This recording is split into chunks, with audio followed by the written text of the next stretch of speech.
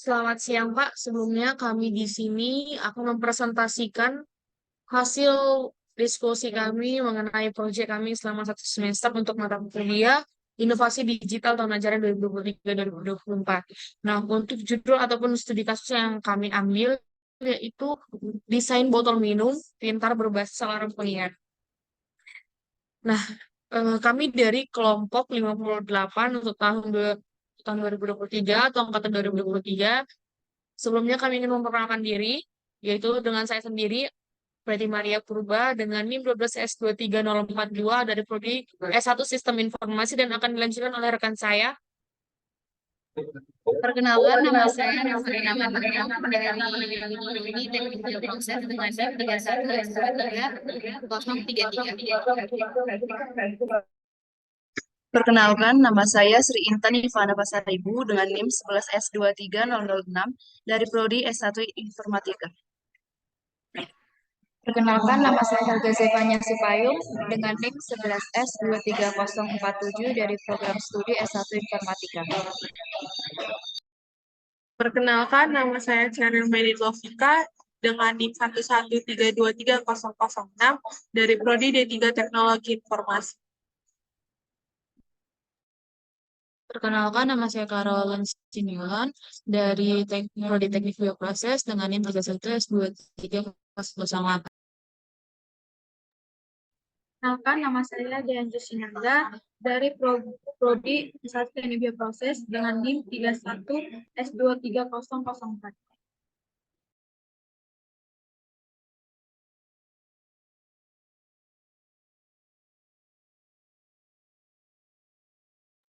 Demikian perkenalan yang dapat kami lakukan. Selanjutnya kami akan masuk ke dalam topiknya, Pak.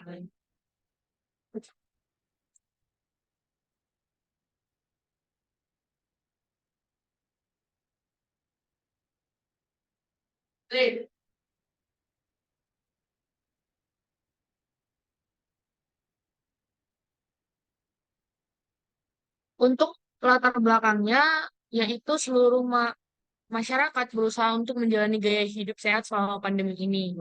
Sudah menjadi bagian penting dari menjalani gaya hidup sehat untuk minum air sendiri.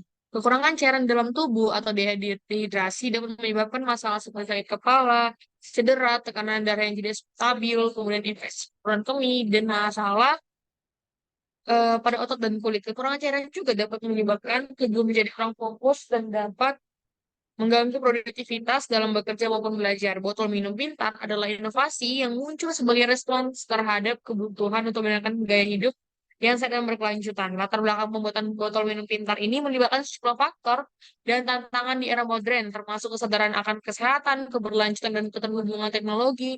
Botol minum yang dilengkapi dengan sensor atau alarm pengingat untuk mengingatkan pengguna agar minum air secara teratur, ini membantu dehidrasi optimal. Nah, kenapa kami mengambil topik ini? Karena untuk lingkungan yang kami hadapi sekarang, seperti Institut Teknologi Del, banyak mahasiswa yang mengisi tumblernya atau botol minumnya, tetapi saat kembali lagi ke kantin, masih dengan botol minum yang penuh, bahkan ada yang botol minumnya itu hanya berkurang sedikit saja. Nah, itu kami mengasumsikan bahwa hal itu terjadi dikarenakan mahasiswa yang di tengah-tengah kesibukan atau aktivitas yang lumayan berat seperti mengerjakan tugas menjadi lupa atau menjadi sepele terhadap kekurangan atau tidak untuk tidak minum air selama kegiatan tersebut. Kemudian, tujuan kami melakukan proyek ini yaitu adalah yang pertama, menganalisis efektivitas desain botol minum pintar dalam meningkatkan kesadaran dan kebiasaan minum air secara teratur pada penggunanya. Yang kedua, meneliti pengaruh penggunaan botol minum pintar berbasis alarm pengingat terhadap kesehatan masyarakat, khususnya kepada para mahasiswa dalam mencegah masalah kesehatan yang disebabkan oleh kekurangan asupan cairan. Kemudian yang ketiga, menilai sejauh mana desain botol minum pintar ini dapat diintegrasikan dengan baik dalam berbagai konteks kehidupan sehari-hari, seperti saat kerja, ataupun saat kuliah, atau saat berolahraga, kemudian dan saat bekerja. Dan kemudian akan dilanjutkan oleh rekan saya, Kak. Oke, jadi rumusan masalah dari laporan ini adalah yang pertama, apakah desain minuman botol minum pintar berbasis alarm pengingat efektif dalam meningkatkan kesadaran dan kebiasaan minum air secara teratur pada penggunanya? Yang kedua, bagaimana pengaruh penggunaan botol minum pintar berbasis alarm pengingat terhadap kesehatan masyarakat, terutama dalam mencegah masalah kesehatan yang disebabkan oleh kekurangan asupan cairan? Yang ketiga, apakah desain botol minum pintar berbasis alarm pengingat dapat diintegrasikan dengan baik dalam berbagai konteks kehidupan sehari-hari seperti di tempat kerja, saat berolahraga, atau saat bepergian?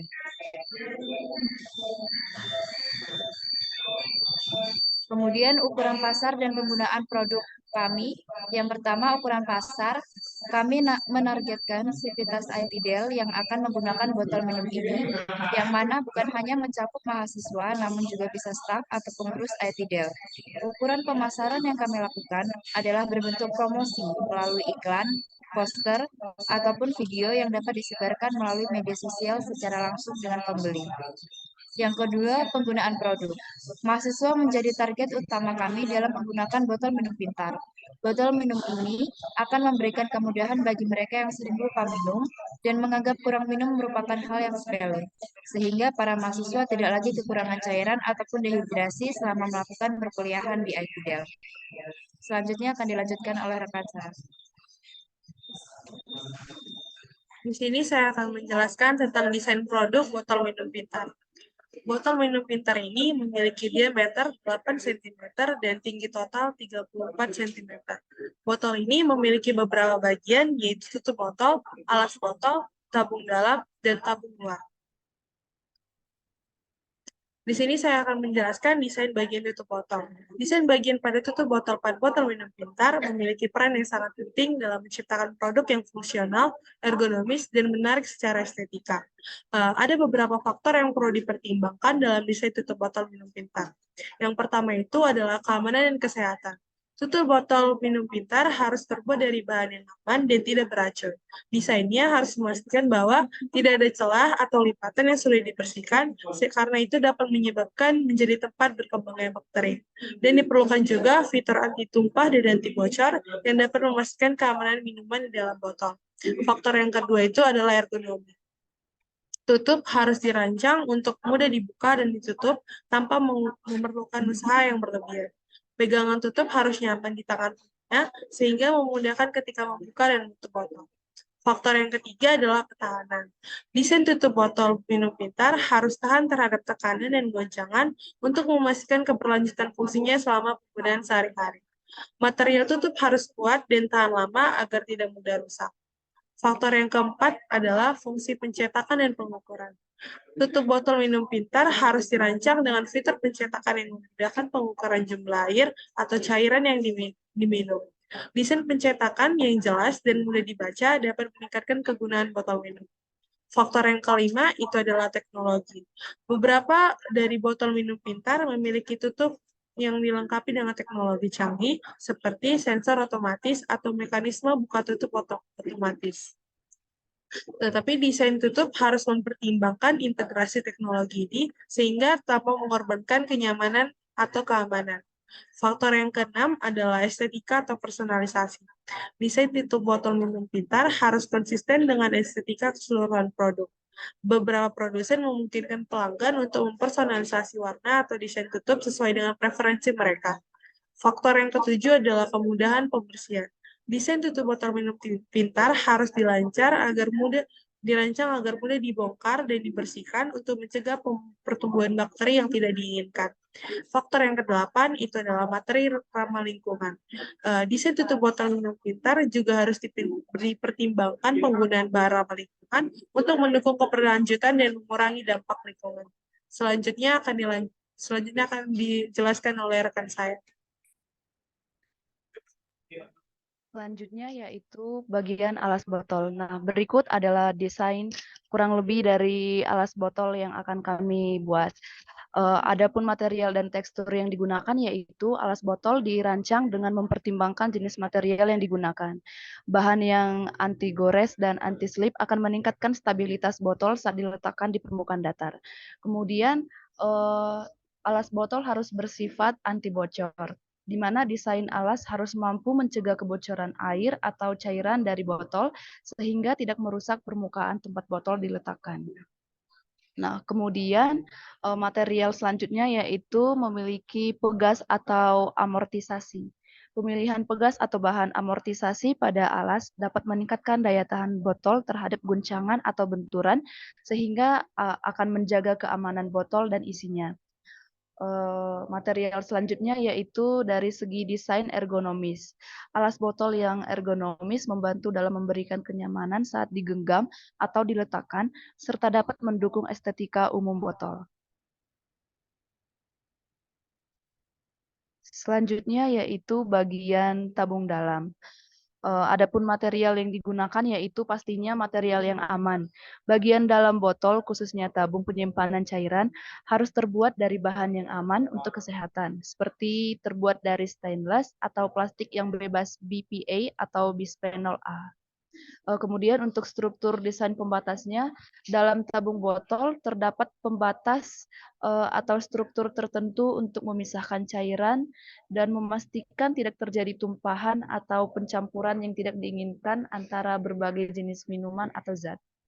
Kemudian untuk mekanisme penutupnya itu, desain penutup atau tutup tabung bagian dalam harus ergonomis, mudah dibuka dan ditutup, serta dapat mencegah kebocoran. Mekanisme ini juga sebaiknya dapat dioperasikan dengan satu tangan untuk kemudahan pengguna. Selanjutnya, untuk teknologi pemeliharaan suhu. Beberapa botol pintar dilengkapi dengan teknologi untuk mempertahankan suhu minuman, baik dingin maupun panas. Bagian dalam botol ini harus dirancang untuk memaksimalkan efisiensi sistem isolasi termal. Selanjutnya akan dilanjutkan oleh rekan saya. Desain tabung bagian luar pada botol minum pintar sangat penting untuk memberikan kombinasi antar fungsi, estetika, dan kegunaan. Berikut adalah beberapa elemen yang dapat dijelaskan dalam desain tabung bagian luar botol. Yang pertama, material berkualitas tinggi. Botol minum pintar umumnya terbuat dari bahan yang tahan terhadap cairan dan mudah dibersihkan, seperti stainless steel atau plastik berkualitas tinggi. Yang kedua, ada sensor dan interface. Penempatan sensor.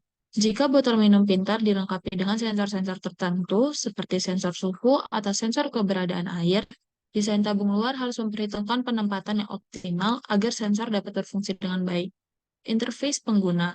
Jika ada layar atau indikator visual pada tabung bagian luar, desain harus intuitif dan mudah dimengerti oleh pengguna. Botol minum ini dapat memberitahu seberapa banyak yang harus diminum dalam satu hari, dan juga banyaknya air yang sudah berkurang dalam botol itu. Kemudian ada fitur khusus seperti slot penyimpanan. Beberapa desain dapat mencakup slot penyimpanan untuk kartu identitas, uang, atau kunci kecil, menambah kepraktisan botol. Pemegang atau gantungan. Desain tabung bagian luar bisa mencakup pemegang atau gantungan untuk memudahkan pengguna dan mobilitas branding dan identitas merek. Yang keempat, ada logo dan nama merek. Desain harus mencakup elemen branding seperti logo dan nama merek dengan jelas dan menarik. Pilihan desain yang konsisten. Untuk membangun identitas merek, desain tabung luar harus konsisten dengan nilai dan estetika merek, ketahanan terhadap suhu dan kondisi ekstrem. Dan yang terakhir, isolasi panas atau dingin. Jika botol dirancang untuk menjaga suhu minuman, desain tabung luar perlu mempertimbangkan lapisan isolasi yang efektif, tahan bocor dan tahan terhadap guncangan. Daerah harus mempertimbangkan ketahanan terhadap tekanan dan guncangan agar botol dapat digunakan dalam berbagai kondisi. Selanjutnya akan dijelaskan oleh teman saya.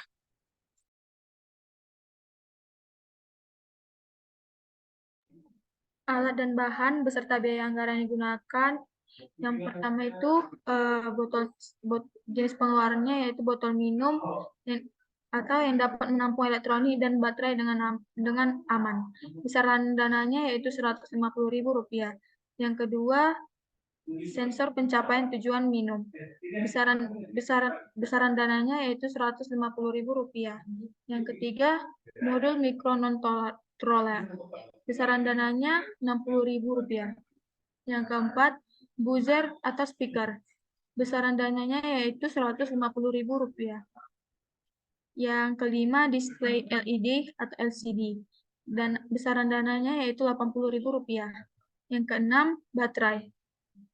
Besaran dananya yaitu Rp70.000. Ketujuh, charger baterai. Besaran dananya Rp120.000. Yang kedelapan, kabel konektor. Dan besaran dananya yaitu Rp50.000. Yang kesembilan, kotak atau wadah elektroniknya.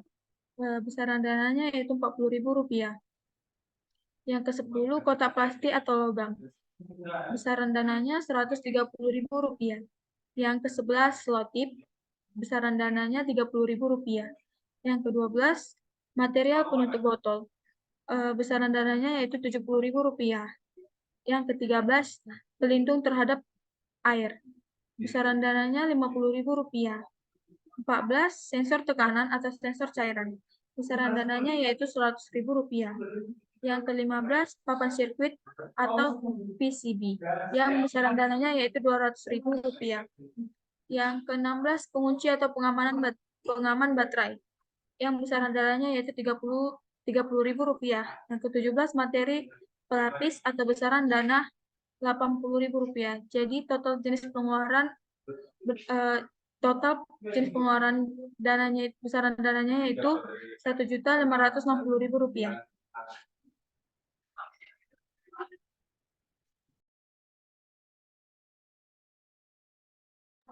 Computational thinking. Dekomposisi. Dalam langkah pertama dalam mengatasi submasalah ini adalah mengidentifikasi proses masalah, memilih satu dengan solusi yang menjanjikan di pasar, dan menilai tingkat urgensi penyelesaiannya. Kemudian dirumuskan konsep penyelesaian berupa botol minum pintar berbasis alarm pengingat untuk mengatasi masalah kurang minum saat perkuliahan. Setelah tahap implementasi berhasil, langkah selanjutnya adalah memasarkan produk ini dengan target utama mahasiswa ITDEL dan juga mahasiswa di luar ITDEL. Pemasaran dapat dilakukan secara online atau langsung, tergantung pada strategi yang paling efektif. Selanjutnya adalah bab pattern recognition. Dalam pengerjaan proyek ini, kami melakukan pencarian sumber penelitian serupa untuk menganalisis masalah yang sering muncul. Hasilnya, kami membuat daftar hal yang perlu diperhatikan agar masalah yang umum terjadi pada proyek sejenis dapat dihindari. Berbagai sumber termasuk artikel tentang alat pemasang alarm dalam botol, menyesuaikan baterai dalam alarm otomatis, dan alat pengukur suhu berbasis controller memberikan wawasan bahwa masalah utama adalah penyesuaian baterai pada alarm otomatis yang tidak berfungsi optimal, mengakibatkan botol tidak dapat berdering atau mengingatkan pengguna untuk minum air pada waktu yang tepat. Selanjutnya,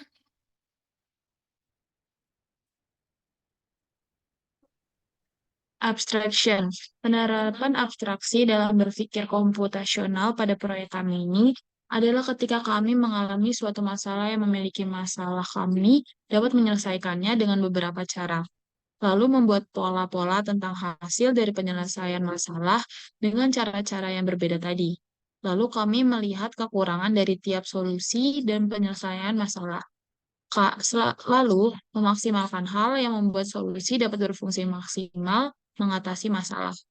Lalu kami telah mendapat abstraksi untuk sebuah masalah dan nanti mendapati masalah yang mirip. Kami tahu harus bergerak ke arah mana dalam mencari solusi permasalahan tersebut. Selanjutnya akan dijelaskan oleh teman saya.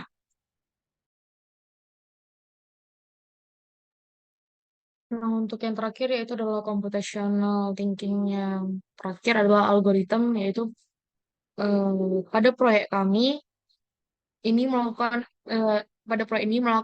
dengan menyelesaikan suatu masalah yang dihadapi, lalu membuat analisa alur penyelesaian masalah. Kemudian kami mendapati masalah serupa, kami kemudian menerapkan solusi dari masalah sebelumnya untuk menyelesaikan masalah serupa. Misalnya pada pemrograman, pada bagian deklarasi kami melakukan kesalahan dalam penulisan kode program.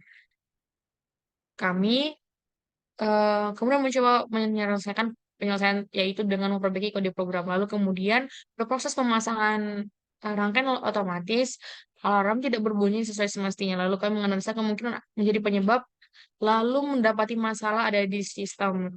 Kami lalu mencoba menyelesaikan masalah dengan metode yang sama itu memperbaiki rangkaian sistem aliran tersebut. Demikian yang dapat kami jelaskan atau kami presentasikan kepada Bapak Wesley. Sekiranya dengan presentasi ini kami dapat menyelesaikan proyek kami untuk mata kuliah inovasi digital. Eh, Jika ada kesalahan, baik kata maupun perbuatan, kami mohon maaf. Sekian dan terima kasih. Selamat siang, Pak.